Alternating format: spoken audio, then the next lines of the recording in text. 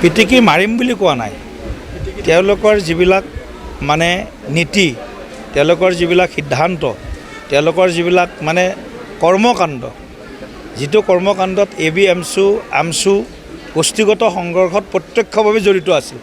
গতিকে আমছুক আকৌ আমি সোঁৱৰাই দিছোঁ যে অসমত যদি এনেধৰণৰ বিতৰ্ক, এনেধৰণৰ আমাক খিলঞ্জীয়া মানুহৰ বিৰুদ্ধে অসমীয়া ভাষা চিৰচেনেহী মোৰ ভাষা জননীৰ বিৰুদ্ধে যদি এনেধৰণৰ মন্তব্য দিয়ে, তেতিয়া কিন্তু কি পৰিস্থিতিৰ সন্মুখীন হয় সেইটো কিন্তু তেওঁলোকে কল্পনা কৰিব নোৱাৰিব। অসমীয়া খিলঞ্জীয়া যদি জাগিব নহয়, তেতিয়া কিন্তু নিষ্ঠা নাই তেওঁলোকৰ।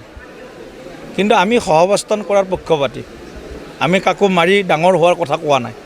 যদি কোনোবা ইয়াত থাকিব বিচাৰে বা ইয়াত ন্যায়সংগতভাৱে থাকিব বিচাৰে, তেতিয়াহ'লে ন্যায়ৰ যি ব্যৱধান আছে, ন্যায় ব্যৱস্থা আছে, কোৰ্ট আছে, আদালত আছে, চৰকাৰৰ নীতি নিয়ম আছে, সেই নীতি নিয়মৰ মাজতে থাকিব লাগিব।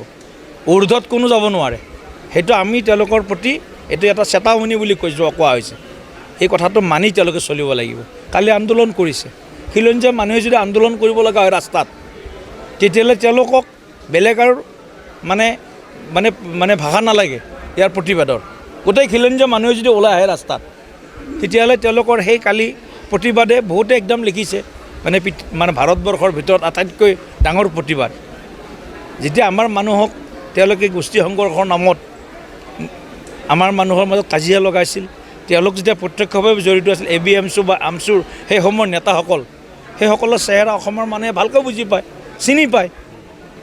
গতিকে তেনেকুৱা কথাবিলাক এতিয়া আৰু অসমত হ'ব নোৱাৰে। নৰেন্দ্ৰ মোদী ডাঙৰীয়া, ডক্টৰ হিমন্ত বিশ্ব শৰ্মাৰ শাসনত এনেকুৱা ধৰণৰ শক্তিবিলাকে ভৱিষ্যতৰ দিনত এনেধৰণে মূৰ তুলি থাকিব নোৱাৰিব। এইটো আমাৰ ফালৰ পৰা নিশ্চিত সতৰ্কবাণী।